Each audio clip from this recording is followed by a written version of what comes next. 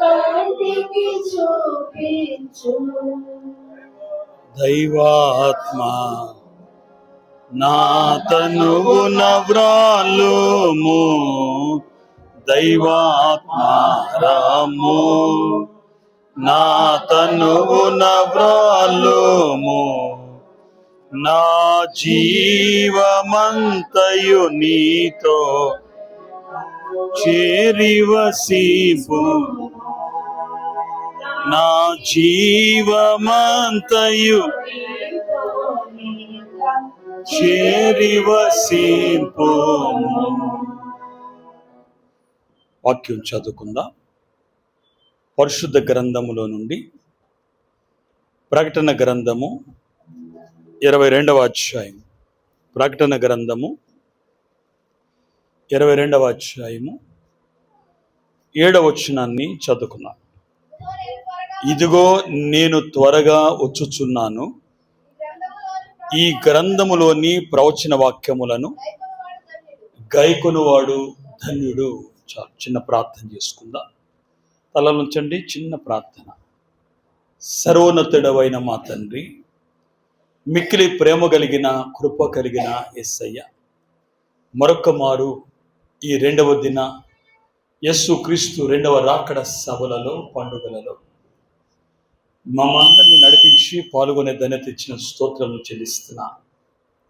ఈ ప్రాముఖ్యమైన సమయములో నీ వాక్యాన్ని వినుగోరుచుండగా నాయనా, ప్రార్థించిన దైవజనులు వారి ప్రార్థన ఆలకించి నీ ఆత్మ సహాయం ద్వారా మాతో మరొక్కసారి మాట్లాడమని వాక్యమైన యేసుక్రీస్తు నామమున మిక్కిలి బ్రతినాడి వేడుకొనుచున్నాము తండ్రి. కూర్చున్నాం. 1 hour తీసుకున్నాం. సరే, ప్రియమైన దేవుని పిల్లలారా, దేవుని యొక్క మహాకృపను బట్టి ఈ సాయంకాలం వేళ ఈ ప్రాముఖ్యమైన సమయంలో మీతో కొద్ది నిమిషాలు దేవుని వాక్యాన్ని అందించాలని ఆశిస్తున్నాను. గడిచిన దినమున కూడా ఆకాశములో ఉన్న గుర్తులు, వాటి వైఖరి మీరు ఎరుగుదురు, కానీ ఈ కాలములో ఉన్న సూచనలు మీరెందుకు గ్రహింపలేకపోతున్నారు అని మత్తయి సువార్త 16వ అధ్యాయం 3వ వచనం నుండి కొన్ని మాటలు మీకు జ్ఞాపకం చేస్తూ, యేసు ప్రభు ఈ లోకానికి ఎందుకు వచ్చారు, రేపు యేసు ప్రభు మధ్యాకాశములో రానై ఉండగా ఎలాంటి గుర్తులు మనం చూసి ప్రభు యొక్క రాకడకి సిద్ధపడాలి అనే సంగతిని నేను జ్ఞాపకం చేస్తూ వచ్చాను. ఈరోజు యేసు ప్రభు యొక్క రాకడల గురించి మీతో మాట్లాడుతూ, ప్రాముఖ్యంగా కదా రాకడ అనే అంశాన్ని తీసుకొని మీతో మాట్లాడాలి అని నేను ఆశిస్తున్నాను. జాగ్రత్తగా దేవుని వాక్యాన్ని వినాలని ప్రేమతో మీకు మనవి చేస్తున్నాను. నా వాక్యంలోకి రాకముందు కొన్ని సంగతులు మీతో పంచుకుంటాను. యేసు ప్రభు యొక్క రాకడ అంటే అర్థం ఏంటి? రాకడ పండుగలు అని మనం పెట్టుకున్నాం. యేసు ప్రభు యొక్క రాకడ అంటే అర్థం ఏంటి? రాకడ అంటే వచ్చుట, అంతే, రావడం అని అర్థం. యేసు ప్రభు యొక్క రాకడలు చాలా కనపడుతున్నాయి. ఒక రకం చెప్పాలంటే బైబిల్ గ్రంథములో కొన్ని వందల రాకడలు మనం చూడొచ్చు. కానీ అందులో ప్రాముఖ్యం ఈరోజు నేర్చుకోవాలి. ఉదాహరణకి, పాపం చేయకముందు ఆదామవ్వలు ప్రతి చల్లపూట ప్రభు ఆదాములు కలుసుకునేవాడు, వారితో మాట్లాడేవారు, వారితో సంభాషించేవారు. కాబట్టి ఎన్నిసార్లు వచ్చారో తెలియదు, ఎన్ని సంవత్సరాలు ఆదాములు పాపం చేయకుండా వారు ఉన్నారో మనకు తెలియదు. అన్ని సంవత్సరాలు ప్రతి దినము దేవునితో సహవాసం వరకు ఉన్నది. అంటే ప్రతి దినము దేవుడు పరలోక నుండి భూలోక ఏదైనా తోటకి ఆయన రాకడ జరుగుతుంది. కాబట్టి బైబిల్ గ్రంథములో అనేక రాకడలు ఉన్నాయి. రాకడ అంటే ప్రభు వచ్చుటే కాదు, గమనించండి, దర్శనము ద్వారా ఆయన కనపడి మాట్లాడటం, స్వప్నముల ద్వారా ఆయన కనపడి మాట్లాడటం, గమనించండి, ప్రత్యక్షతల ద్వారా ఆయన కనపడి మాట్లాడటం, అనేక సందర్భాలు కనపడుతున్నాయి. ప్రకటన గ్రంథము కూడా ప్రత్యక్షతల గ్రంథం అని పేరు దీనికి. ఏ గ్రంథం అంటే దేవుడు కనపడి అనుభవాలు కనపడే గ్రంథం. సుమారు దాదాపు అనేక ప్రత్యక్షతలు గమనించండి, ప్రభును కనపడడం అనేది కనపడుతుంది. ప్రకటన అనే 4 అక్షరములు గల పదములో అంటేనే అర్థం ఇది. కాబట్టి ఈ ప్రత్యక్షతలు గమనించండి, ప్రభు కనపడి మాట్లాడడం. అనేక రాకడలు ఉన్నాయి. యేసు ప్రభు నరుడుగా వచ్చిన రాకడ మనందరికీ తెలుసు. యేసయ్య మధ్యాకాశానికి వచ్చే రాకడ తెలుసు. ఆ తర్వాత కూడా రాకడైన తర్వాత కూడా అనేక రాకడలు ఉన్నాయి. రాకడైన తర్వాత కూడా అనేక రాకడలు కనపడుతున్నాయి. నా మాట జాగ్రత్త మీరు ఆలకించాలి. గనుక ప్రియమైన దేవుని పిల్లలారా, ఇలాంటి అనుభవంలోనికి మనం రావాలి అంటే ఈరోజు జాగ్రత్తగా వినాలి. నేను ప్రాముఖ్యంగా ఒక 6 రాకడలు గుర్తు చేస్తూ, అందులో 2 రాకడలు మీకు జ్ఞాపకం చేస్తూ, అందులో అతి ప్రాముఖ్యంగా ఒక రాకడ గురించి మీతో మాట్లాడాలని ఆశిస్తున్నా. ఆ రాకడే రేపు మనందరూ ఎదురు చూస్తున్న మధ్యాకాశానికి వరుడుగా, ప్రాణప్రియుడుగా, పెండ్లి కుమారుడుగా మన ప్రభువైన యేసుక్రీస్తు మధ్యాకాశానికి వచ్చే రాకడ గురించి గమనించండి. రాకడ అనంతరము సంఘము కలిగే భాగ్యమును గురించి మీతో పంచుకోవాలి అని నేను ఆశిస్తున్నాను. కాబట్టి 6 ప్రాముఖ్యమైన రాకడలు ఏంటి అంటే, నా వరుసలో జాగ్రత్త వింటే మొదటి రాకడ అని మనం పిలుచుకుంటున్న ప్రభు నరుడుగా, బాలుడుగా మరియమ్మ గర్భాన భూమి మీద జన్మించడం అనేది మనం చూస్తున్నాం. ఇది రాకడలలో ఒక ప్రాముఖ్యమైన రాకడ. నరుడుగా బాలుడు ఈ లోకానికి రావడం. రెండోది, నా వరుసలో నేను చెప్పేది ఏంటంటే, గమనించండి, వాక్యము ద్వారా, ఈరోజు మనందరం వాక్యం వింటున్నాం, వాక్యము ద్వారా మన హృదయంలోనికి ప్రభు వచ్చే రాకడ, మన హృదయంలోకి వచ్చే రాకడ. అలాగే గమనించండి, రేపు మధ్యాకాశానికి వరుడుగా, పెళ్లి కుమారుడుగా వచ్చే రాకడ మూడోది. ఆ రాకడతో అయిపోయిందంటే కుదరదు. ఆ రాకడ తర్వాత కూడా భూమి మీద ఏం జరుగుద్దో తెలుసా? గమనించండి, ఎప్పుడైతే సంఘము రేప్చర్లో కొనిపోబడిందో, ఎప్పుడైతే సంఘము పరలోకానికి వెళ్ళిపోయిందో, భూమి మీద 7 ఏళ్ల శ్రమలు జరుగుతాయి. పరలోకంలో 7 ఏళ్ల విందు జరుగుద్ది. అది మహిమ విందు. భూమి మీద శ్రమల పాలైపోతూ ఉంటారు. 21 తెగుళ్ళు భూమి మీద నరులను భయంకరంగా బాధ పెడతాయి. మీకు తెలుసా 21 తెగుళ్ళు ఏంటో? నేను అన్ని చెప్పలేను, కానీ సమయం సరిపోదు. గమనించండి, 7 ముద్రలు విప్పబడినప్పుడు, 7 బోరలు ఊదబడినప్పుడు, 7 పాత్రలు పోయబడినప్పుడు ఈ భూమి అల్లకొలం అయిపోద్ది. భయంకరమైన పరిస్థితి వస్తుంది ఈ భూమి మీదకి. గమనించండి, ఆకాశమును గమనించండి, ఒక వస్త్రం వల్ల చుట్టబడుతుంది. నక్షత్రములు కాయల వల్ల రాలిపోతాయి. గమనించండి, సూర్యుడు అంధకారం అయిపోతాడు, చంద్రుడు రక్తవర్ణుడు అయిపోతాడు. ఇలాంటి భయంకరమైన పరిస్థితులు, గాలి ఆగిపోతే బంధించబడుతుంది. నరులు గమనించండి, మనుషులు గమనించండి, ఇంకా చెప్పాలంటే భూమి మీద ఉన్న అనేక మంది మనుషులు క్రూరమృగముల చేత, మనుషులు గమనించండి, కరువుల చేత, భూకంపాల చేత నశించిపోతూ, చనిపోతూ, శ్రమల పాలైపోతూ ఉంటారు. అలాంటి భయంకరమైన పరిస్థితి భూమి మీద కనపడుతుంది.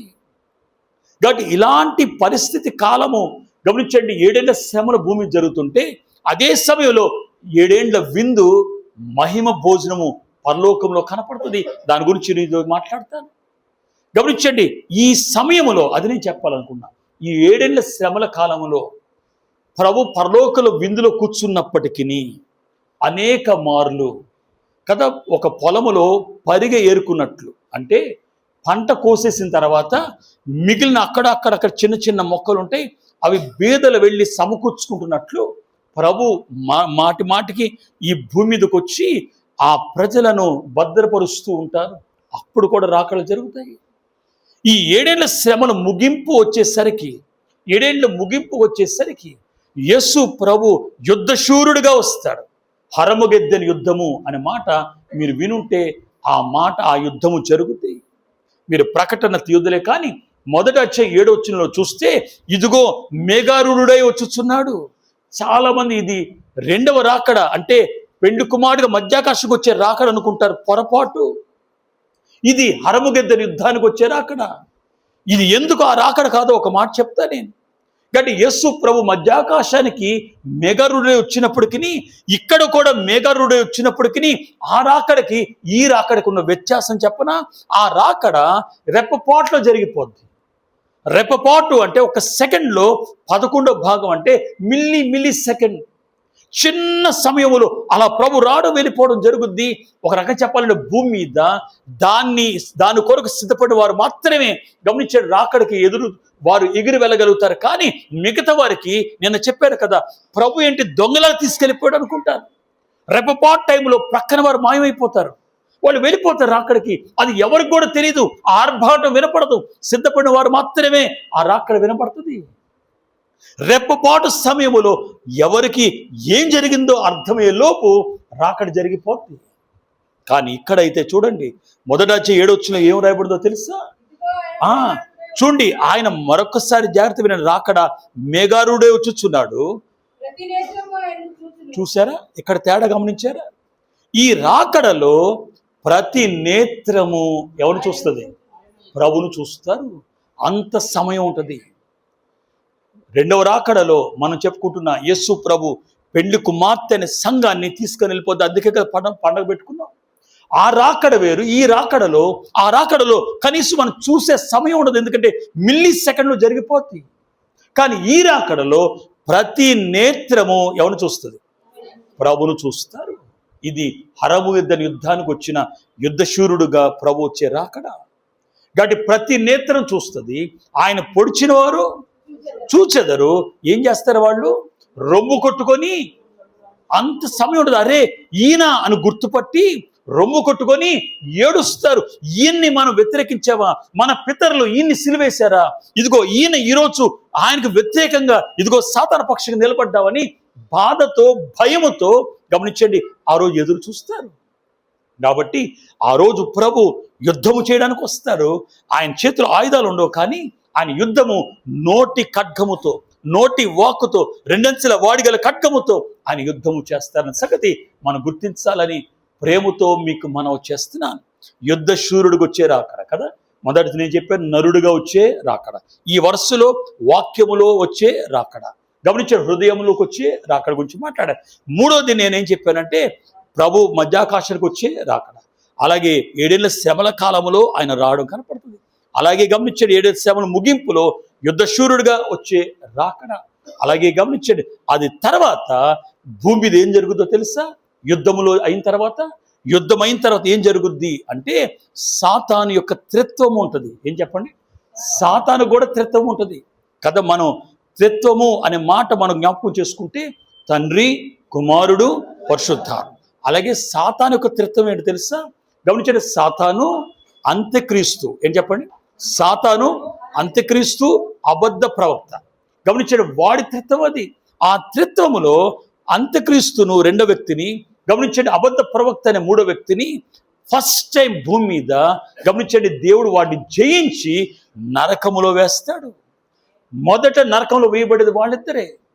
ఆ తర్వాత సాతాను ఉన్నాడు కదా, వాడిని మట్టులేని గొయ్యిలో 1000 ఏండ్లు దాన్ని బంధిస్తాడు. వాడు పడుతూనే ఉంటాడు.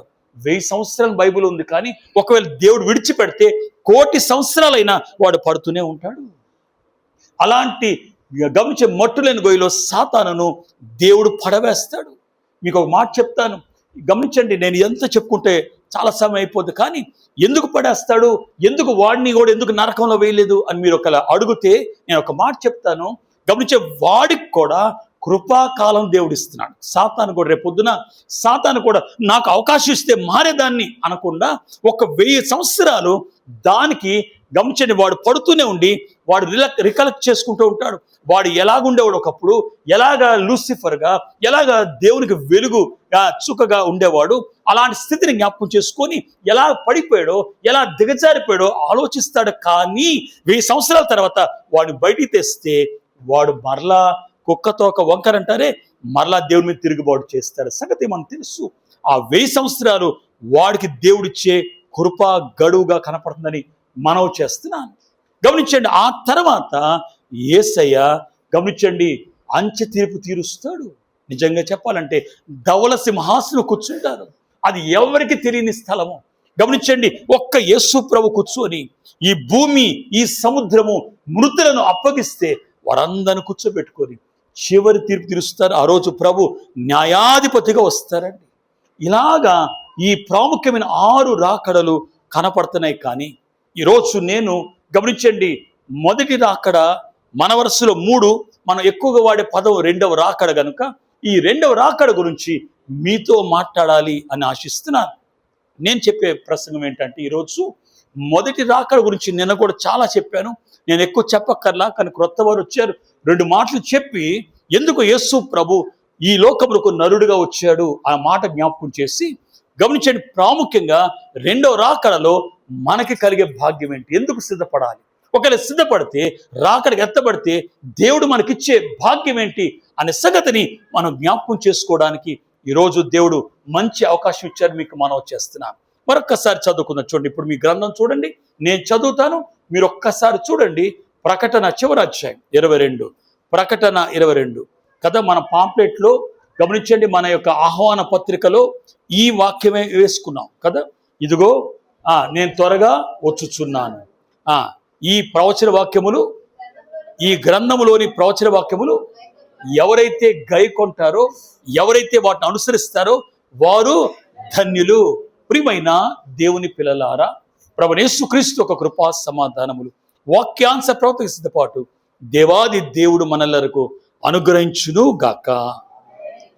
ఈ గ్రంథములో ఉన్న ప్రవచన వాక్యములు గైకొనువాడు ధన్యుడు కదా. ఈ ప్రవచన వాక్యముల గురించి ప్రారంభంలో కూడా ఈ మాట కనపడుతుంది, ముగింపు అధ్యాయంలో కూడా కనపడుతుంది.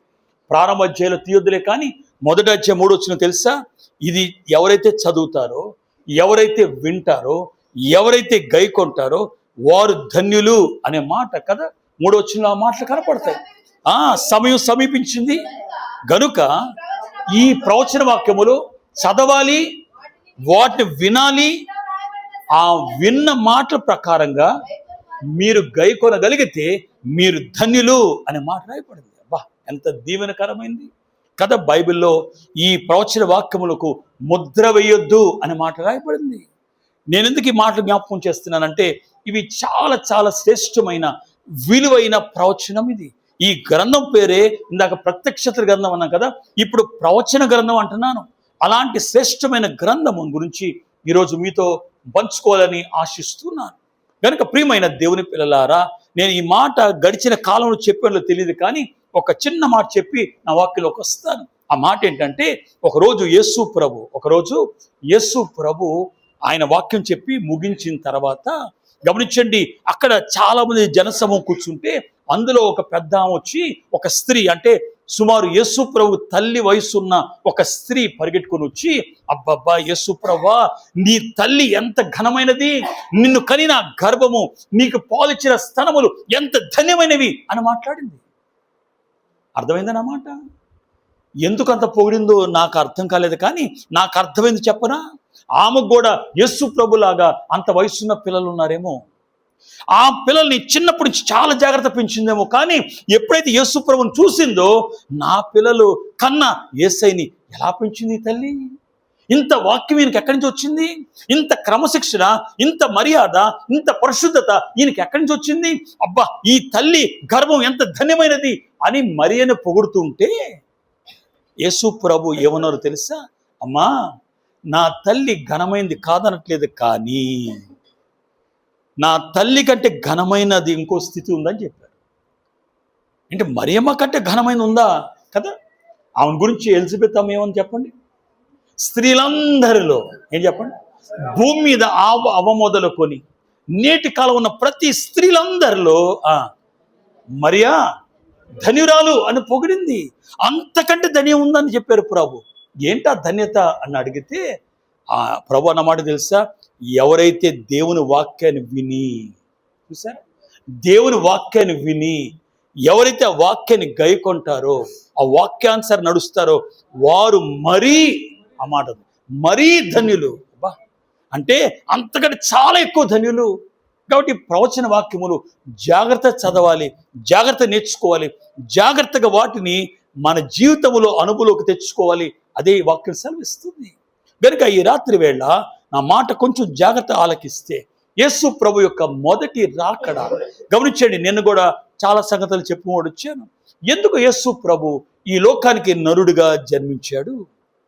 నేను అంటాను, యేసు ప్రభు నరుడుగా జన్మించే అర్హత ఏంటి? యేసు ప్రభు ఎందుకు అసలు నరుడుగా రావాలి? దేవుడుగా ఆయన చేయలేంది నరుడుగా ఏం చేయడానికి వచ్చాడు? అర్థమైంది నా మాట?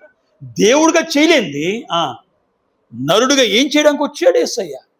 యేసయ్య భూమి మీదకి నరుడుగా వచ్చిన కారణం ఏంటని నేను ఒకవేళ మిమ్మల్ని అడిగితే మీరు ముఖ్యంగా చెప్పే ఆన్సర్ ఏంటో తెలుసా? మన పాపం నుండి, అంతేనా? మన పాపం నుండి మనలను విమోచించడానికి, రక్షించడానికి యేసు ప్రభు ఈ లోకానికి వచ్చారు. నేను అంటాను, ఆయన నరుడు కాకుండా దేవుడు ఉండి చేయలేడా? దేవుడుగా చేయగలిగినది ఆయన.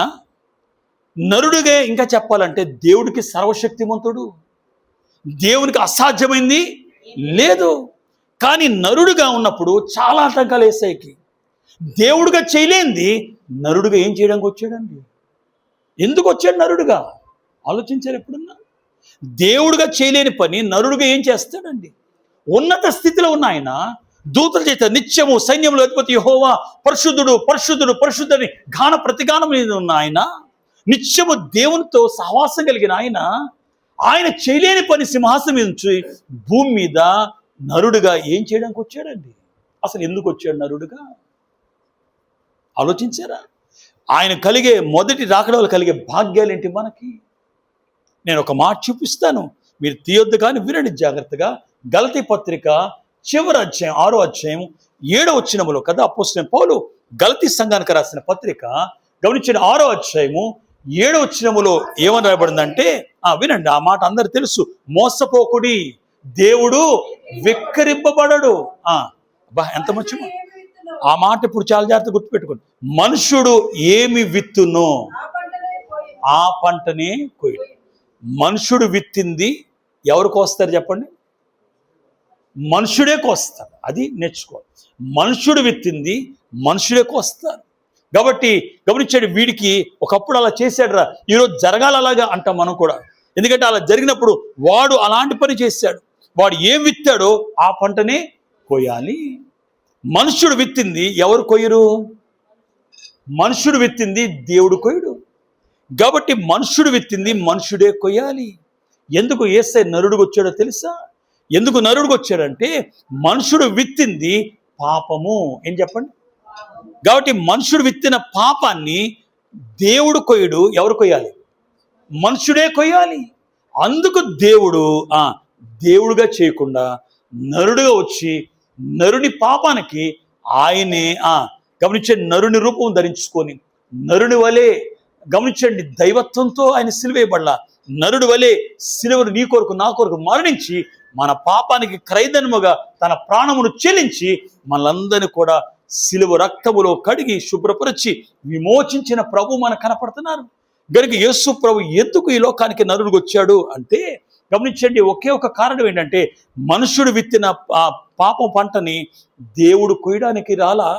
దేవుడే నరుడై గమనించండి నరుడుగా ఆ పంటను తన మీద వేసుకుని ఆయన మీకు బదులుగా గమనించండి ఆయన మిమ్మల్ని విమోచించి ఆయన భరించి మిమ్మల్ని అందరూ కూడా రక్షించడానికి యేసు ప్రభు ఈ లోకానికి వచ్చిన సంగతిని మనం మొదట గుర్తించాలి. అందుకు యేసు ప్రభు వచ్చారు.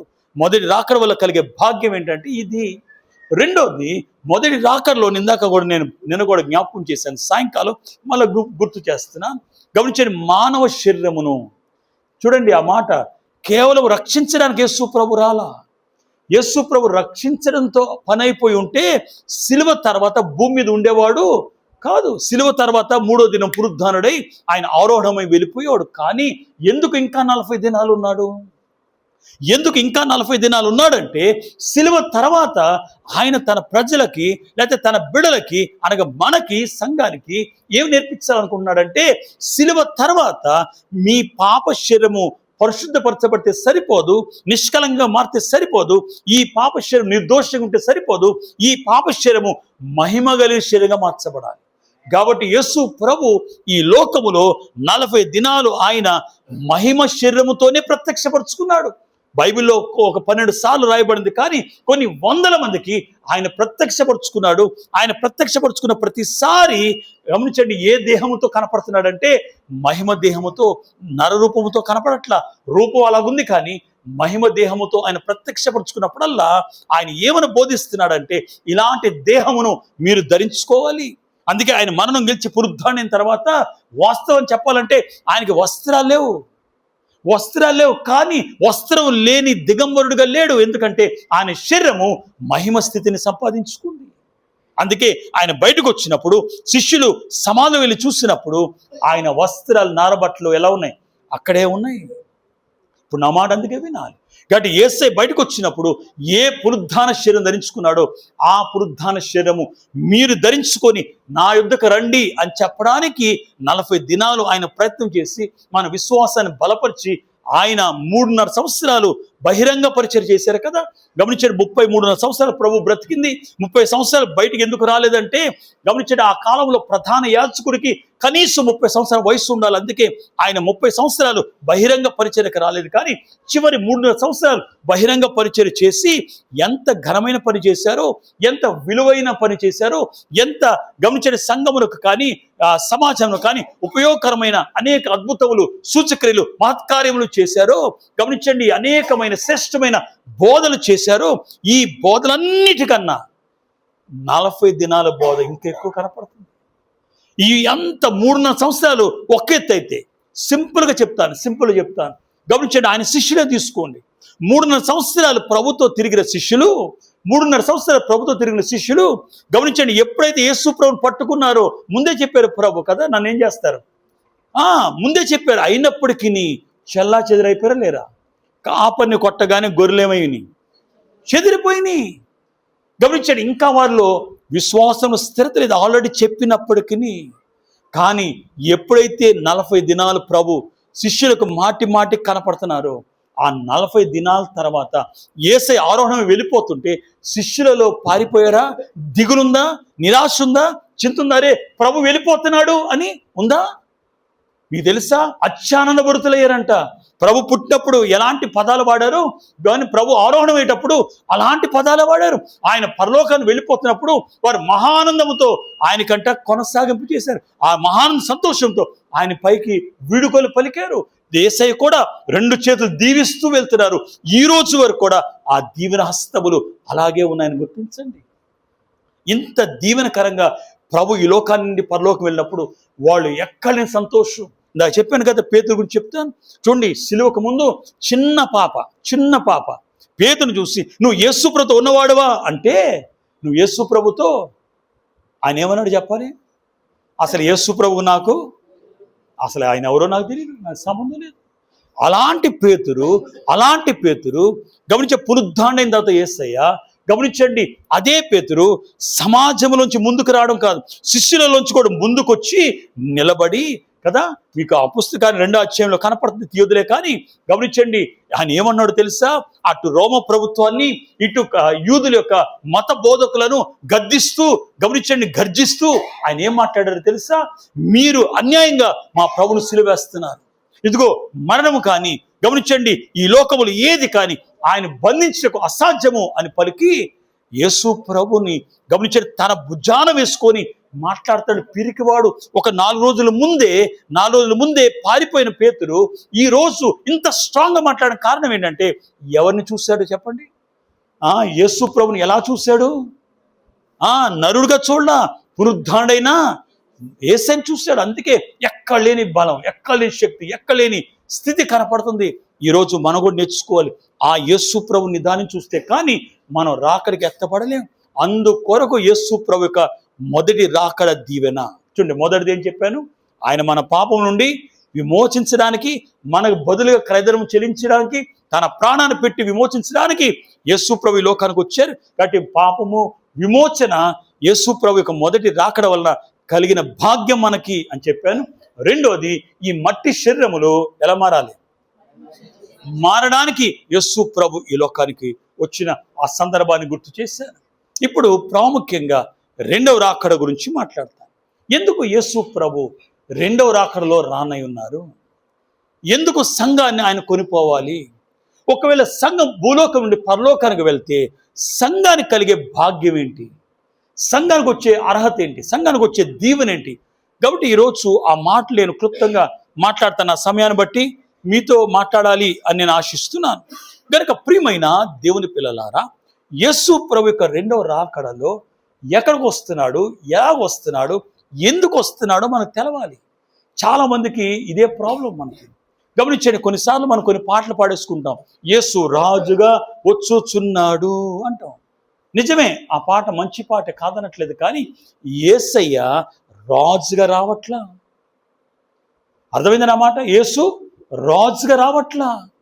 యేసు ఎలా వస్తున్నాడు అనేది కూడా చాలా ఇంపార్టెంట్. ఎందుకంటే ఎలా వస్తాడో, ఎలా సిద్ధపడాలో మన మీద ఆధారపడి ఉంది. యేసే నరుడిగా వచ్చాడు రక్షించడానికి. ఆయన ఎందుకు శరీరం ధరించుకున్నాడు? మానవుడు అంటే మానవుడు పాపం విత్తాడు, మానవుడే పాపాన్ని కొయ్యాలి కనుక నరుడే వచ్చాడు. అది ఇంపార్టెంట్. ఆయన ఎలా వచ్చాడు అనేది కూడా. రెండో ఇంపార్టెంట్ ఏంటంటే, ఆయన ఈసారి వచ్చేది తన సంఘాన్ని వివాహం చేసుకోవడానికి, పెండ్లి చేసుకోవడానికి. పెండ్లి వివాహము అంటే మీరు మన శరీరంలో గమనించండి, మన భూమి మీద జరిగే పెళ్ళిళ్ళు ఆలోచించొద్దు. ఇది ఈ పెళ్లి కాదు. గమనించండి, యేసు ప్రభు ఎవరో తెలుసా? ఆత్మస్వరూపి. ఏం చెప్పండి? శరీరం లేదు. ఇది మనం నేర్చుకోవాలి. కాబట్టి పెండ్లి అంటే శరీరానికి సంబంధించిన భూలోక తలంపు మనకొద్దు. కాబట్టి ఆయన ఆత్మస్వరూపి. గమనించండి, సంఘము కూడా పైకి వెళ్ళినప్పుడు ఎలాగెళ్తుంది? శరీరంతో వెళ్ళదు. ఎందుకంటే ఈ రక్త మాంసములు ఏ రాజ్యాన్ని స్వతంత్రించుకో? దేవుని రాజ్యాన్ని స్వతంత్రించుకో. కాబట్టి మనము కూడా ఆత్మస్వరూపులుగా మేఘమెక్కుతాము. కాబట్టి ఒక మహిమ మరొక మహిమ కలవడాన్ని వివాహం అని మీకు అర్థమయ్యే పదాన్ని వాడాను, కానీ గమనించే ఒకరిలో ఒకరు కలిసిపోవడం అనే సంగతి మనం జ్ఞాపకం చేసుకోవాలి. ఒక లైట్ ఇంకొక లైట్ని కలిస్తే ఎలాగ రెండు లైట్లు కలిసిపోతాయో అలాంటి స్థితి అనే సంగతిని మనం గుర్తించాలని ప్రేమతో మీకు మనవి చేస్తున్నాను. కాబట్టి యేసు ప్రభు యొక్క రెండో రాకడలో ఆయన ఎలాగ వస్తున్నాడంటే పెండ్లి కుమారుడుగా వస్తున్నాడు. ఎందుకు వస్తున్నాడంటే తన సంఘాన్ని ఆకర్షించడానికి వస్తున్నాడు. ఆయన పెళ్లి చేసుకోవడానికి వస్తున్నాడు. ప్రియమైన దేవుని పిల్లలారా, నా మాట వినాలి. ఎక్కడికి వస్తున్నాడు అంటే మధ్యాకాశానికి మాత్రమే వస్తున్నాడు. మీకు డౌట్ రావాలి, భూమి మీదకి రావచ్చు కదా? ఏంటంట? ఎక్కడ రావచ్చు? మరి భూమి మీదకి ఎందుకు రావట్లేదంటే అది కూడా దాదాపు భూమికి సంబంధించిన భాగమే కదా. సూర్య చంద్ర నక్షత్రములు గమనించే స్పేస్ అంటమే ఆ స్థలముకి గమనించండి ప్రభు వస్తున్నారు. కాబట్టి మన కనపడే ఆకాశం మొదటిది, గమనించే స్పేస్ రెండవది, ఆ పైన మూడో ఆకాశము పరలోకము. మూడు ఆకాశాలు మనకున్నాయి. గమనించండి, ఈ మొదటి ఆకాశం మనకు కనపడేది, రెండో ఆకాశము దగ్గరికి మధ్య ఆకాశం దగ్గరికి ప్రభు రానే ఉన్నారు. ఎందుకంటే సూర్యుడు చంద్రుడు నక్షత్రాలు దేని కొరకు చేయబడి? మన భూమి కొరకే. కాబట్టి మనకు వెలుగునివ్వడానికి ఆకాశ జ్యోతులను దేవుడు సృష్టించినట్లు మొదటి అధ్యాయం ఆదికాండం మాట్లాడుతుంది. కాబట్టి మధ్యాకాశం ఎందుకు వస్తున్నారు, భూమి మీదకి ఎందుకు రావట్లేదంటే ఒక మాట చెప్పనా, ఆయన వచ్చేటప్పుడు ఎలాగ వస్తున్నాడంటే గమనించండి, బాలుడుగా రావట్లా, లేకపోతే సాధారణమైన వ్యక్తిగా రావట్లా, ఒక దూతలాగా రావట్లా. ఆయన వచ్చేటప్పుడు ఆయన సంపూర్ణ దైవత్వంతో మహామహిమతో ఆయన రానై ఉన్నాడు. అట్టి మహిమ భూమి మీదకి వస్తే ఏ నరుడు కూడా బ్రతకలేడు. అందుకని యేసే మధ్యాకాశానికి రావడానికి ప్రాముఖ్యమైన కారణం. మళ్ళీ మీకు ఇంకో డౌట్ రావాలి, మరి మనం వెళ్తున్నాం కదా, మరి మనం బూడిదైపోతాం అంటే బూడిదాం. ఎందుకని? మనము కూడా మన శరీరము, మన బుద్ధి, మన ప్రాణము, మన జ్ఞానము రూపాంతరం చెంది మహిమ దేహం ధరించుకొని వెళ్తాం. కాబట్టి అక్కడ ప్రభును కలుసుకోవడానికి మనకు కూడా అర్హత కనపడుతుంది. కానీ ఒకవేళ నరుడుగా మనం వెళ్తే మనము కూడా బ్రతకలేము. నరుడుగా మనం వెళ్ళట్లేదు. కనుక మధ్యాకాశాన్ని ప్రభు రానై ఉన్నారు. గమనించండి, పెండ్లి కుమారుడిగా రానై ఉన్నారు. ఆయన ఈ లోకానికి గమనించిన సంఘములు అంటే అందరిని తీసుకెళ్ళిన ఆయన ఆశ, కానీ సిద్ధపడిన వారు మాత్రమే ఆయన రాజ్యానికి అడుగు పెడతారు. మీకు జ్ఞాపకం చేస్తున్నాను. కాబట్టి అలాంటి రాజ్యములో అడుగుపెట్టే సంఘానికి ఏమి ఇవ్వాలి అని ఆయన ఆశిస్తున్నాడు. ఈరోజు నా మాట చాలా జాగ్రత్త అందుకే వినాలి. ఏమి ఇవ్వడానికి ప్రభు ఆయన మధ్యాకాశానికి వస్తున్నారు అని అడిగితే గమనించండి, సంఘము చాలా కోల్పోయిందండి. ఉదాహరణ చెప్పాలంటే మానవులు మొదటిది గమనించే వారికున్న అధికారాన్ని వారికున్న అధికారాన్ని పోగొట్టుకున్నారు. చూడండి, ఉదాహరణకి ఈరోజు సృష్టి మానవుని మీద తిరగబడుతుంది, భూమి మానవుని మీద తిరగబడుతుంది. గమనించండి, ఆకాశ పక్షులు మానవుని మీద తిరగబడుతున్నాయి, జలరాశులు తిరుగుబాటు చేస్తున్నాయి. మనుషుడు వాటికంటే బలహీనుడుగా కనబడడానికి కారణం ఏంటి? ఒకసారి ఆలోచించండి. అసలు దేవుడు ఆదామును చేసినప్పుడు గమనించండి, ఏమని వారిద్దరిని దీవించాడు చెప్పండి. వాళ్ళు ఏమని దీవించారు? మొదట వచ్చే ఆది కాండంలో 28వ వచనంలో ఏమని తెలుసా? దేవుడు వారిద్దరి మీద చేతులుంచి, ఏంటంట, వారిద్దరి మీద హస్తం ఉంచి ఎలా ఆశ్రయించారు తెలుసా? మీరు ఫలించండి, అభివృద్ధి పొందండి, విస్తరించండి, భూమిని నిండించండి, సమస్తమును ఏం చేసుకోవాలి? లోపరుచుకోండి. అంటే మానవుడికి ఇచ్చిన అధికారం ఏంటంటే ఈ సర్వ భూమి, సర్వ జీవరాశులు, సర్వ సృష్టిని వాటి పైన అధికారిగా నిలబెట్టి వీటన్నిటిని నీ పాదాల కింద పెడుతున్నా, నీవు వాటికి అధికారం అయి ఉన్నావు, నువ్వు వాటికి పేరు పెట్టు, నువ్వే ఈ యొక్క భూమికి రాజువి, నేను పరలోకానికి రాజు అయితే భూలోకానికి నేను అధిపతిగా చేస్తున్నానని సింహాసనం మీద కూర్చోబెట్టినట్లుగా గమనించండి, ఆదాముని దేవుడు నిలబెట్టాడు. కానీ దుఃఖం ఏంటో తెలుసా? ఒకరోజు గమనించండి, వాడు వచ్చేసాడు లోపలికి. ఎవరు వచ్చేసాడు? వాడు అంటే సాతానుడు వచ్చేసాడు. అవ్వ ఒక్కతే ఉన్నప్పుడు వచ్చేసాడు. నేను ఒక ప్రశ్న అడగను ఇక్కడ, ఆదాందా తప్ప అవ్వదా తప్ప? ఎవరు తప్పు? అవ్వమ్మదేనా? స్త్రీలదేనా? నేను అంటాను, దేవుడు ఆదాము చేసినప్పుడు, ఎవరు చేసినప్పుడు, ఇంకా అవ్వ వచ్చిందో లేదో తెలియదు, కానీ ఆదామును చేయగానే లేకపోతే అవ్వ ఉన్నప్పుడు కానీ ఆదాముతోనే దేవుడు మాట్లాడిన మాట ఏంటి తెలుసా? అబ్బాయి, ఇదిగో ఈ తోటంతటిని నువ్వు 2 పనులు చేయాలి. ఏం చేయాలి? 2 పనులు చేయాలి. ఒక పని ఏంటి తెలుసా? ఈ తోటని సేద్యపరచాలి. ఏదైనా ఏం చేయాలి? ప్రభు అప్పగించిన 2 పనులు ఏంటి చెప్పండి? ఒకటి, ఈ తోటని ఏం చేయాలి? సేద్యపరచాలి. రెండోది ఏంటి తెలుసా? మీరే చెప్పాలి. కాదు, ఈ తోటని కావలి కాయాలి. ఏం చేయాలి చెప్పండి? తోటని కావలి కాయాలి. ఇప్పుడు కాపలా సరిగ్గుంటే ఏం చెప్పండి? కాపలా సరిగ్గుంటే వాడు లోపలికి వస్తాడా? అర్థమైందన్నమాట. ఇప్పుడు చెప్పండి, లోపలికి రాకముందు కావలి ఎవరిది? ఆదాముది. అర్థమైందన్నమాట. సరే, ఏదైనప్పటికీ లోపలికి వచ్చాడు వాడు. రాగానే ఈ పండు చూపించి తినమంటున్నాడు వాడు. ఇప్పుడు నా మాట జాగ్రత్త ఆలకిస్తే ఒక మాట చెప్తాను ఇక్కడ. ఇప్పుడు పాపము పండు తింటే ప్రవేశించిందా, తినకముందే ప్రవేశించిందా? ఎలా ప్రవేశిస్తుంది పాపం చెప్పండి కదా? ఆజ్ఞాతిక్రమం పాపము. కానీ పాపం మనిషిలో ఎలా ప్రవేశించింది? పండు తినకుండా ఎలా ప్రవేశించింది? అసలు మనలోకి పాపం ఎలా ప్రవేశిస్తుందో తెలుసా? మన చూపులతో కాదు, మన నోటితో కాదు, మన చేతితో కాదు, మన అవయవాలతో కాదు. ఎలా ప్రవేశిస్తుందో తెలుసా? వెరీ గుడ్, ఎక్సలెంట్ కదా. మన యొక్క ఆలోచనలోకి పాపం ప్రవేశిస్తుంది. అప్పుడు మన కన్నులు పాపం చేస్తాయి, అప్పుడు మన చేతులు పాపం చేస్తాయి. ఆలోచనలోకి సాతానును గమనించాడు. సాతానుడు అవ్వ యొక్క ఆలోచనను పాడు చేసింది. పాపం అలా ప్రవేశించింది. గమనించండి, యుద్ధులే కానీ గమనించండి, మనకి శరీరాశ, నేత్రాశ, జీవడము గురించి యోహాను పత్రిక మాట్లాడుతుంది. ఆ పత్రిక ఏం చెప్తుంది తెలుసా? మొదటి పత్రిక గమనించండి, మనకి 16-17 వచనాల్లో చూస్తే గమనించి, మొదటి అధ్యాయంలో నుంచి గమనించి అక్కడ ఏమని రాయబడిందో తెలుసా? గమనించి, ఇవి లోకం నుంచి పుట్టినవి కానీ నా నుండి పుట్టినవి కావు. కాబట్టి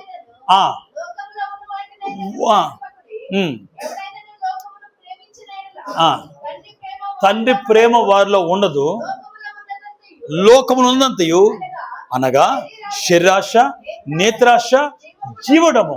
చాలా అమ్మా, నాకు టైం సరిపోదు కానీ త్వరగా మాట్లాడతాను. కాబట్టి ఇలాంటి స్థితి ఆల్రెడీ ఎవరిలోకి వచ్చేసింది? పండు తినకముందు అవ్వ ఏమందో తెలుసా? అబ్బా, ఇది ఆహారానికి మంచిది అంది. 3వ అధ్యాయం 6వ వచనంలో కదా. ఏంటంట? ఆ పండు తినకముందే తింటే ఎంత బాగుంటుందో. ఏ ఆశది? తింటే ఎంత బాగుంటుందో అంటే శరీరాశ. ఏం చెప్పండి? కనులకు అది నేత్రాశ. అవునా కదా? తర్వాత అది తింటే ఏమైపోతారంట? అది జీవబుడ్డము. ఈ 3 బాణాలే అప్పటి నుంచి యేసుప్రభు దగ్గరికి, ఇప్పుడు మన దగ్గరికి సాతాను వేసే బాణాలు ఇవి. ఇప్పుడు నా మాట కొంచెం జాగ్రత్త ఆలకించాలి. యేసు ప్రభు ఎందుకు ఈ లోకానికి రెండవ రాకడలో సంఘానికి ఇచ్చే భాగ్యం ఏంటి అంటే, ఆ రోజు సాతాను చేతిలో గమనించండి, దేవుడిచ్చిన అధికారాన్ని గమనించి ఎవరి చేతిలో పెట్టాడు సాతాను? దేవుడిచ్చిన అధికారం అనబడిన తాళాన్ని, దేవుడిచ్చిన భూమికి, ఈ సృష్టికి అధికారాన్ని ఎవరి చేతిలో పెట్టాడు? ఒక రకం చెప్పాలంటే సాతాను చేతిలో పెట్టినట్లే. వాడికి ఎంత ధైర్యం మాట చెప్పనా? మీరు తీయొద్దులే, కానీ మీకు బాగా తెలిసింది. ఒకరోజు గమనించండి, 40 దినాలు యేసు ప్రభు ఉపవాసం ఉండి రాత్రి పగులు ఆయన దేవుని సన్నిధిలో గడిపినప్పుడు, ఆ ఉపవాస ప్రార్థన అయిన తర్వాత ఆయన సేవ పరిచయం ప్రారంభించాలి. ఆ సమయంలో శోధకుడు వచ్చి ప్రభువును శోధించడానికి అరణ్యాన్ని కొనిపోయాడని సంగతి మీకు తెలుసు. గమనించిన ఆ రోజు సాతానుడు ఫస్ట్ మాట్లాడిన మాట మీకు బాగా తెలుసా? ఏంటో తెలుసా? ఈ రాళ్లను ఏం చేసుకోమన్నాడు? రొట్టెలుగా చేసుకో. మత్తయి సువార్త 4వ అధ్యాయం నుంచి మాట్లాడుతున్న ప్రారంభ వచనాలు. మీరు కొంచెం ముందుకు వెళ్తే 8వ వచనములో ఏమని రాయబడిందో తెలుసా? చూడండి, వీడు ఎంత ఎంత గమనించండి, ఎవరి ముందు నిలబడి ఎలా మాట్లాడుతున్నాడు తెలుసా?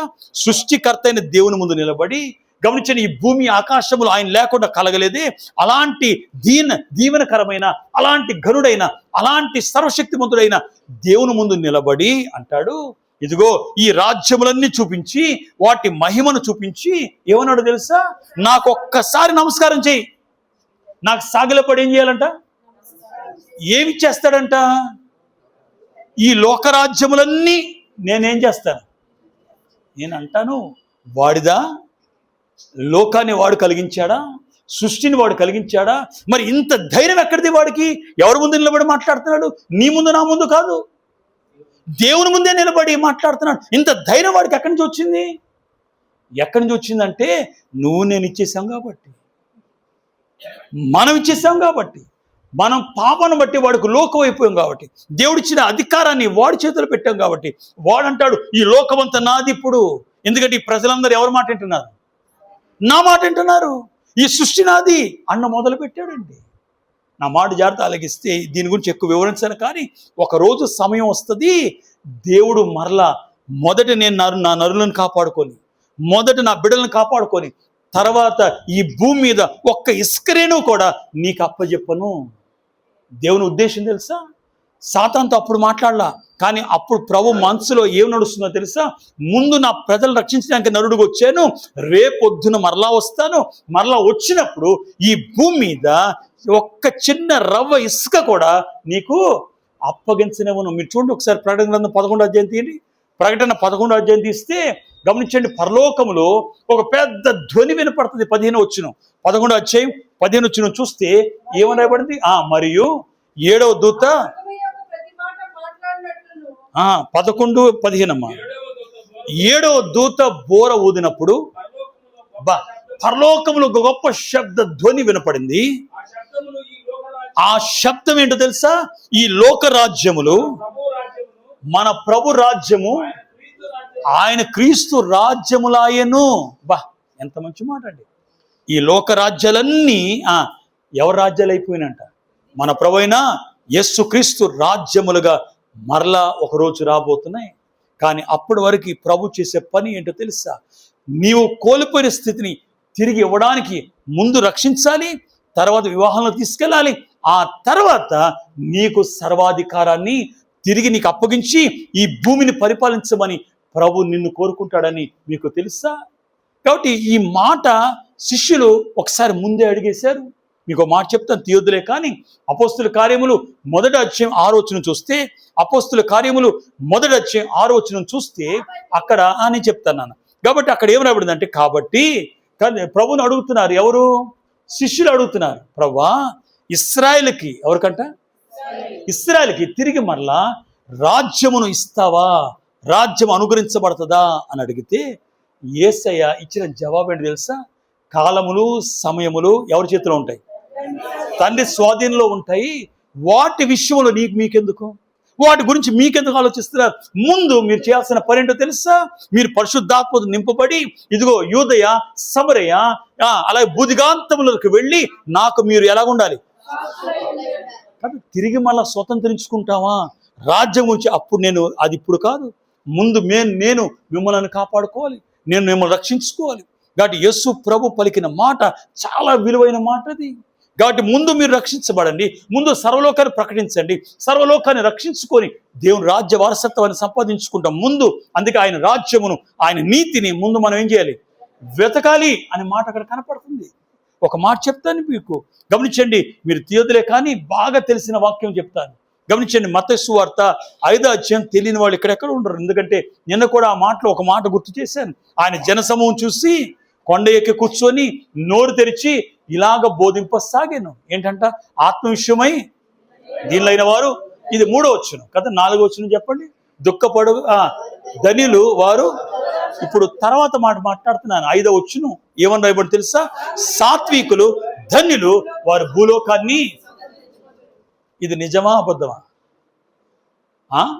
మరలా మీరు మాట మార్చొద్దు. సాత్వికులు ధన్యులు వారు భూలోకమును నిజము అని మీరు అన్నారు కదా. ఎవరి నోటి నుంచి పలికిన మాట ఇది? ఎవరు బోధిస్తున్నారు? యేసు ప్రభు. నేను అంటాను, సాత్వికులు అంటే ఎవరు చెప్పండి? సాత్వికులు అంటే ఎవరు కదా? ఆయన గురించి జకర్యా 9:9లో కానీ, ఆయన గురించి గాద్వాసినుడే ఇరుషులేము అడుగు పెట్టేటప్పుడు కానీ ఆయన గురించి ఏమైనా తెలుసా? దీన మనస్సు కలిగిన వాడు, సాత్వికుడును దీన మనస్సు కలిగిన వాడు. యేసు ప్రభు కంటే దీనుడు ఇంకెవరైనా ఉన్నారా? మోషే గురించి సాత్వికుడు అని రాయబడింది, కానీ మోషే కంటే సాత్వికుడు ఎవరు? యేసు ప్రభు కదా. యేసు ప్రభు ఎన్ని ఎకరాల పొలాన్ని సంపాదించుకున్నాడు కదా. ఆయన తలవాల్చుకోవటం కూడా ఏం లేదు. ఆకాశ పక్షులకు, నక్కలకు ఏమున్నాయి? బొరియలు ఉన్నాయి, పక్షులకు గూళ్ళు ఉన్నాయి. కానీ యేసు ప్రభుకి ఏం లేదు. కనీసం చనిపోయిన తర్వాత సమాధి చేయడానికి 4 అడుగుల స్థలం ఉందా? మరి ఈ మాట నిజమా? సాత్వికులు అంటే యేసు ప్రభు కూడా సాత్వికుడు లేడు. సాత్వికులు ధన్యులు వారు భూలోకమును. అంటే ఒక్క 4 అడుగులు యేసు ప్రభు అనే సాత్వికుడు సంపాదించుకోలేకపోతే భూమి అంతటినీ కూడా సంపాదించుకుంటాడు. అసలు జరుగుద్దా? మీరు చెప్పండి. మీ ఢిల్లీలో గమనించండి, నా భాషలో సాత్వికుడు అంటే నోట్లో వేలు పెట్టిన కొరకనోడు అనుకుందాం. అలాంటి వాడు ఉంటే ఒక 10 గజాలైన స్థలం సంపాదించుకుంటాడా? సంపాదించుకోలేడు. నెమ్మది ఉంటే మన ఉన్నవి కూడా తీసుకెళ్ళిపోతారు ఈ లోకం. మరి సాత్వికుడు భూలోకాన్ని సంపాదించుకుంటాడంటే అసలు యేసు ప్రభు ఎన్ని ఎకరాలు సంపాదించుకుంటే ఒక్కడు కూడా లేదు, ఒక్క అడుగు కూడా లేదు భూమి మీద. మరి నిజమా అబద్ధం అంటే మీరు నిజమని ఎట్లా అన్నారు? ఇప్పుడు చెప్పండి. సాత్వికులు ధన్యులు వారి భూలోకాన్ని. అవుతుందా? అవ్వదు. మరి నిజమా అబద్ధం అని నిజం అన్నారు, కానీ మీరు అన్నమాట నిజం. ఎలా ధన్యులో నేను చెప్తాను, అది ఇప్పుడు అర్థమైందన్నమాట. కాబట్టి ఇప్పుడు సాత్వికులు ఇప్పుడు సాత్వికులు రేపు ప్రభుతో కలిసి 1000 ఏళ్ళు భూమి మీద పరిపాలన చేస్తాం. ఆ రోజు దేవుడు భూమి మీద సింహాసనం కూర్చొని ఆయన తన చేతిలో ఉన్న దండమును మన చేతికి అప్పగించి, ఇదిగో ఈ భూమిని పరిపాలించమన్నప్పుడు ఇప్పుడే మనం ఏ ప్రాంతం కోరుకుంటే భూమి అంతటిని పెండ్లి కుమార్తె పరిపాలిస్తుంది. గమనించండి, 1000 ఏళ్ల పరిపాలనలో యేసు అందాక చెప్పాను కదా, రాజుగా ఇప్పుడు రావట్లా, 1000 ఏళ్ల పరిపాలన రారాజుగా వస్తున్నాడు. ఆయన భూమి మీద పరిపాలించేటప్పుడు ఆ యొక్క 1000 సంవత్సరాల యొక్క పరిపాలన ఏదైనా తోట కంటే చాలా బాగుంటుంది. ఎక్కడ కూడా పాపం కనపడదు, ఎక్కడ కూడా గమనించండి క్రూర మృగాలు కనపడవు, ఎక్కడ కూడా గమనించండి ఈ భూమి మీద రోత కనపడదు. ఒక్క రకం చెప్పాలంటే భూమి చిన్న పరలోకములా కనపడుతుంది. అలాంటి లోకమునకు ప్రభు పరిపాలిస్తూ ఆయన స్వయముగా వాక్యాన్ని ప్రకటిస్తూ ఆ రోజు సంపూర్ణ స్వార్థ భూమికి అందించబడినప్పుడు ఆ రోజు తన ప్రక్కన కూర్చుండే వధువు సంఘం అనబడిన మనకిచ్చే ఆధిక్యత ఏంటంటే, మనకిచ్చే అధికారం ఏంటంటే ఈ భూమిని పరిపాలించమంటాడు. కాబట్టి ఇప్పుడు సాత్వికులు 1000 ఏళ్ల పరిపాలనలో చెప్పాలి భూలోకమును ఏం చేస్తారు? స్వతంత్రించుకుంటారు. అక్కడ నిజమవుతుందని మనం జ్ఞాపకం చేసుకోవాలి. త్వరగా మాట్లాడతాను. 2వ దీవెన ఏంటో తెలుసా? గమనించండి, రాకడికి ఎత్తబడిన తర్వాత సంఘానికి కలిగే 2వ దీవెన, ఎత్తబడగానే ప్రభు తీసుకెళ్లి నూతన యెరూషలేములో గమనించండి, క్లుప్తంగా మాట్లాడతాను. గమనించండి, 7 ఏండ్ల విందులో కూర్చోబెడతారు. ఎక్కడ కూర్చోబెడతారు? విందు అంటే భోజనం అని గుర్తుపెట్టుకోబాకండి. ప్రకటనలో చాలా పదాలు అలంకారంగా వాడబడింది, అంటే మనం తెలుసుకోవడానికి. గమనించండి, ఎందుకు ఈ పదం వాడబడిందంటే సాధారణంగా మీకు తెలుసో తెలీదో కానీ యూదులు భోజనం చేసేటప్పుడు, యూదులు భోజనం ఎంతసేపు చేస్తారో తెలుసా? సుమారు కనీసం 3 నుంచి 4 గంటలు భోజనం చేస్తారంట. ఎన్ని గంటలు? అంత తినేస్తారా అంటే కాదు. దాని అర్థం ఏంటంటే, గమనించే కుటుంబం అందరూ కూర్చుంటారు, చిన్న నుంచి పెద్దలు. మనలాగా గమనించండి, ఎవరు ఆకలిస్తే తినేయడం కాదు. సాయంకాలం అయితే పనులకి వెళ్ళి వచ్చిన, ఉద్యోగులు వెళ్ళి వచ్చిన వాళ్ళందరూ కూడా సాయంకాలం 6:30, 7 అవగానే షాపులన్నీ క్లోజ్ చేస్తారు. అందరూ కూర్చుంటారు రౌండ్ టేబుల్ లాగా. అన్ని భోజనాలు ఇక్కడ పెట్టుకుంటారు. ఆ భోజనాలు కూర్చున్నప్పుడు యూదులలో పెద్ద ఆయన మాట్లాడతాడు. చిన్న పిల్లలు క్వశ్చన్స్ వేస్తూ ఉంటారు, నాన్న, లేకపోతే తాతయ్య అనే మాట వాళ్ళకి లేదు, కానీ పితరులు వాళ్ళు నానే అంటారు, పెద్దలు కూడా. కాబట్టి తండ్రి, ఇదిగో నాకు ఇలాంటి డౌట్ ఉంది, ఇది ఎందుకు ఇలా జరిగిందంటే ఆయన అందరికీ వివరిస్తూ ఉంటారు. గమనించండి, అసలు మన పితరులు ఎవరు, ఎప్పటి నుంచి మనం ఉన్నాం, ఏ కాలం నుంచి ఉన్నాం, ఏంటి మన స్థితి, ఆయన చెప్తూ ఉంటాడు పెద్ద ఆయన. అందరు వింటూ ఉంటారు. వారి కుటుంబానికి గమనించండి, వారి చరిత్ర చెప్తారు, ప్రభు చరిత్ర చెప్తారు, వారి పితరుల చరిత్ర చెప్తారు. గమనించండి, చిన్న మీకు ఉదాహరణ చెప్తాను, వాళ్ళు చిన్న లాజిక్ చెప్తాను, మీకు అర్థమైపోద్ది వాళ్ళు ఎలాగా మాట్లాడుకుంటారని. ఉదాహరణకి చెప్పాలంటే, నేను మీ యొక్క తండ్రి పేరు తెలుసా అని మిమ్మల్ని అడిగితే మీరేమంటారు? మీ తండ్రి పేరు తెలుసా? Right, very good. మీ అందరికీ మీ నాన్నగారి పేరు తెలుసు. మీ తాతయ్య గారి పేరు తెలుసా? తెలుసు. కానీ అక్కడితో ఆగద్ది. వారి నాన్నగారి పేరు చెప్పండి. 2 తరాలు వెనక్కి వెళ్తేనే 3వ తరం అని చెప్పలేకపోతున్నాం. అర్థమైంది నా మాట? మన నాన్నగారి పేరు తెలుసు, తాతయ్య గారు తెలుసు, ఆ తర్వాత తాతయ్య గారు నాన్నగారు అంటే 3వ తరానికి వెనక్కి వెళ్తే మనకు తెలియట్లా. ఎక్కడో రేరుగా ఒకరు ఉంటారేమో. గమనించండి, కానీ ఏ యూదుడినైనా మీ పితరులు ఎవర్రా అంటే 21 తరాలు వెనక్కి వెళ్తాడంట. ఎన్ని తరాలు? 21 తరాలు. అందుకే యేసై పుట్టినప్పుడు మత్తయి 42 తరాలు రాసేశాడు. ఎందుకంటే యేసు ప్రభు ఎవరో తెలుసా? అబ్రహాము కుమారుడు, దావీదు కుమారుడైన యేసుక్రీస్తు వంశావళి అని అక్కడిని మొదలుపెట్టి 42 తరాలు ఎందుకు రాశారంటే యూదులకు ఇష్టమైంది ఇది, చాలా ఇష్టం. కాబట్టి యూదులు బోధన కూర్చున్నప్పుడు వారి కుటుంబ పరిస్థితులన్నీ మాట్లాడతారు, వారి ఆధ్యాత్మిక పరిస్థితులన్నీ మాట్లాడతారు. ఒకరికొకరు ఎలాంటి పరిస్థితులు ఉండాలి, ఎలా కుటుంబం ఉండాలి, అన్నీ నేర్పిస్తారు తల్లిదండ్రులు, అన్నీ నేర్పిస్తారు పితరులు, అన్నీ నేర్చుకుంటారు. కాబట్టి యూదులు అంత సమయం తీసుకొని బోధన కూర్చొని ఇవన్నీ మాట్లాడుకొని వారు చక్కగా నిద్రించి పొద్దున్న ఉద్యోగాలకు పనులకు వెళ్తారు. ఈరోజు కూడా అలాగే చేస్తారు. కాబట్టి ఇప్పుడు ప్రభు కూడా విందులో కూర్చోవడం అంటే అర్థం ఏంటో తెలుసా? గమనించండి, విందు అంటే భోజనం కాదు. అందుకే ఆ పదం అయితే వాడబడింది, ఎందుకంటే యూదులకు ప్రత్యేక చెప్పడానికి. కానీ గమనించండి, ఈ పదానికి అర్థం ఏంటో తెలుసా? విందు అంటే సంభాషణ. ఏం చెప్పండి? ఒకరికొకరు మాట్లాడుకోవడం. కాబట్టి భోజనం దగ్గర కూర్చొని ఒకరికొకరు సంభాషించుకోవడం అనే అర్థం ఇది. కాబట్టి ఇప్పుడు మీరు ప్రకటన గ్రంథము 3:20 మనకు బాగా తెలుసు. ప్రకటన 3:20 మనకు బాగా తెలుసు. ఇదిగో నేను తలుపు యొద్ద నిలబడ్డాను, ఏం చేస్తున్నాను? తట్టుచున్నాను. ఎవడైనాను నా స్వరం విని తలుపు తీసిన ఎడల నేను అతడితో, అతడు నాతో ఏం చేస్తాం? భోజనము చేస్తాం. ప్రియమైన దేవుని పిల్లలారా, నా మాట చాలా జాగ్రత్త ఆలకించాలి. అందుకే గమనించండి, దేవునితో భోజనం చేయడం అంటే అర్థం ఏంటంటే దేవునితో సంభాషించడం. 7 ఏళ్ల విందులో మహిమ భోజనం అంటే మహిమ మాట్లాడుతుంటే మహిమ వింటా ఉంటుంది. మహిమ ప్రభు, మహిమ కూడా సంఘము. కాబట్టి ఒకరి మహిమ ఒకరు అధికంగా చేసుకుంటూ గమనించండి, వారి సంభాషణ జరుగుద్ది. ఆ గొప్ప 7 ఏళ్ల విందు భాగ్యాన్ని దేవుడు తన సంఘానికి ఇవ్వడానికి, మహిమ భోజనం పెట్టడానికి, మహిమలోకములో తీసుకొని వెళ్ళి గమనించండి, గమనించండి మనందరిని నింపబడ్డానికి, మరింత మహిమపరచడానికి యేసు ప్రభు 2వ రాకడలో తన సంఘాన్ని పరలోకాన్ని తీసుకెళ్తున్న సంగతిని మనం గుర్తించాలని మనం చేస్తున్నాం. చివరిగా యేసు ప్రభు ఎందుకు గమనించండి పరలోక రాజ్యము నుండి భూలోకములో సంఘాన్ని కొనుక్కోవడానికి ఆయన మధ్యాకాశానికి పెండు కుమారుడు రానై ఉన్నారు అంటే అక్కడే చదవండి. ప్రకటన 3:21 చూస్తే మీకు అర్థమైపోద్ది. నేను జయించి నా తండ్రితో కూడా ఆయన సింహాసనమందు కూర్చున్న ప్రకారము జయించు వానిని నాతో కూడా నా సింహాసనమందు కూర్చుండనిచ్చేదను. చాలు. ప్రియమైన దేవుని పిల్లలారా, నా మాట చాలా జాగ్రత్తగా ఆలకించాలి. చూడండి, మీరు ప్రపంచంలో లేకపోతే అన్ని లోకంలో ఉన్నతమైనది ఏది అని నన్ను అడిగితే గమనించండి, ఒక మాట చెప్తాను.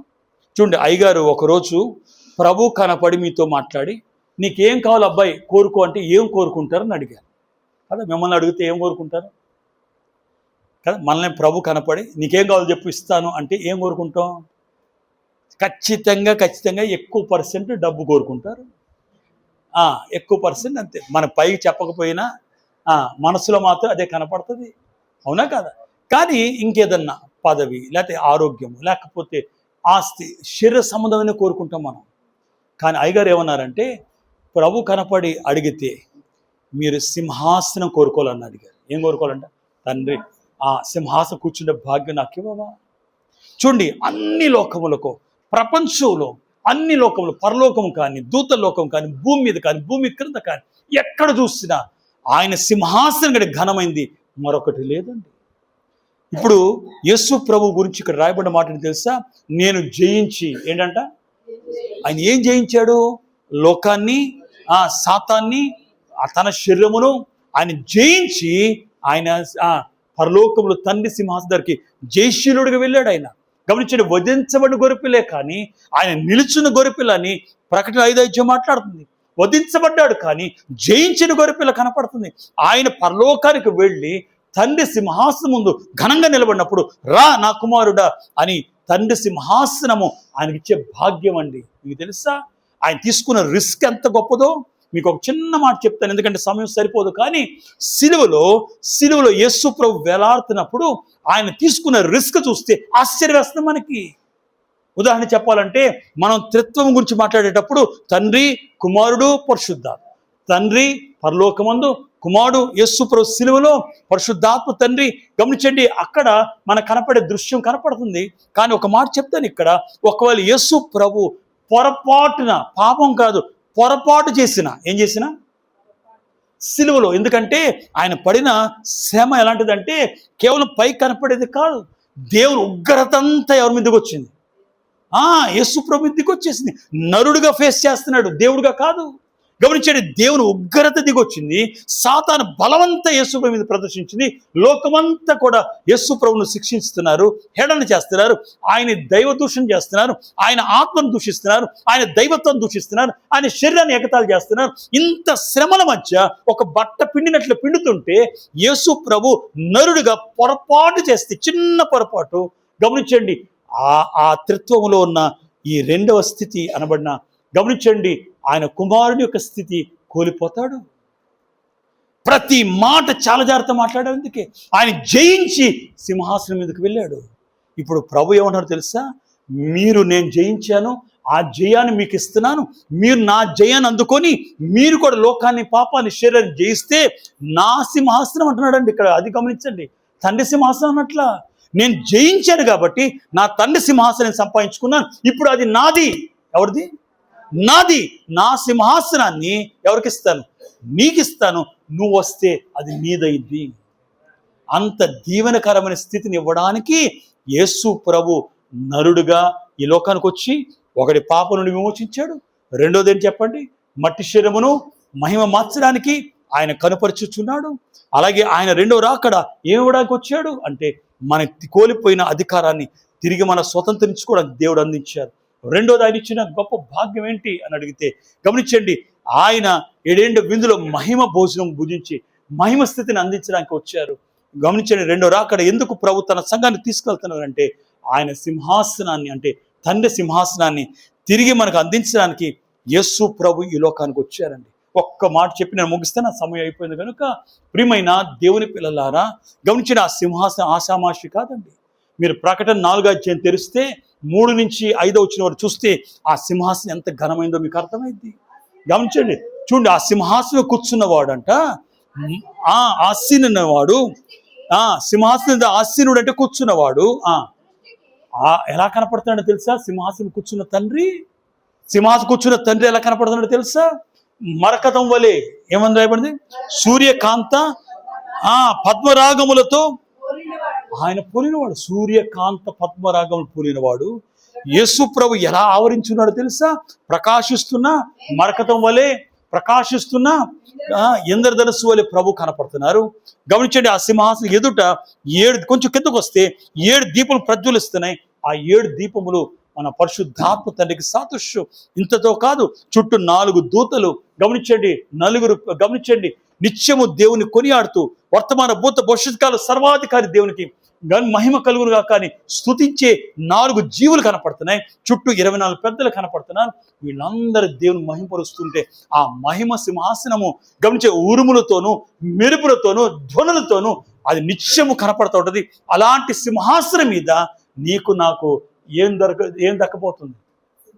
కూర్చుండే భాగ్యం దక్కబోతుంది. అంత గొప్ప సింహాసనాన్ని దేవునికి ఇవ్వడానికి ఆయన 2వ రాకడ రానై ఉన్నారు. కనుక ప్రియమైన దేవుని పిల్లలారా, యేసు ప్రభు యొక్క మొదటి రాకని ధ్యానిస్తూ 2వ రాకడ సిద్ధపడి ప్రభు ఇచ్చే భాగ్యములు అందుకొని యుగములు దేవునితో సహవాసం చేద్దాం. అట్టి దీవెన ఆశీర్వాదం దేవుడు మీ అందరికీ ఈ సభల ద్వారా అనుగ్రహించును గాక. చిన్న ప్రార్థన చేసుకోండి. మహాపరిశుద్ధుడు, ఘనుడు, మహోన్నతుడవైన మా తండ్రి, నీ ఘననామానికి వందనములు స్తోత్రములు చెల్లిస్తూ విన్న మాటలు మా హృదయం భద్రపరిచి వాక్యాంశ ప్రోత్సహిస్తపాటు అందించమని యేసు నామములో మిక్కిలి బ్రతిలాడి వేడుకొనుచున్నాము తండ్రి. మరి మరొకసారి ఇటు అవకాశం ఇచ్చిన త్రియేక దేవునికి నా కృతజ్ఞతాస్తుతులు చెల్లిస్తూ మరి ప్రేమతో నన్ను ఆహ్వానించిన మరి జాన్ పద్మస్ కుమారయ్య గారికి, అలాగే ఈరోజు వారి అమ్మగారికి అలాగే బిడలకి, అలాగే ఈరోజు ఏకీవించిన పెద్దలందరికీ, దైవ సేవకులకు, మరి మీ అందరికీ మరొకసారి నా ప్రత్యేక వందనములు మన్నా తెలియజేస్తున్న అందరికీ మరణాత.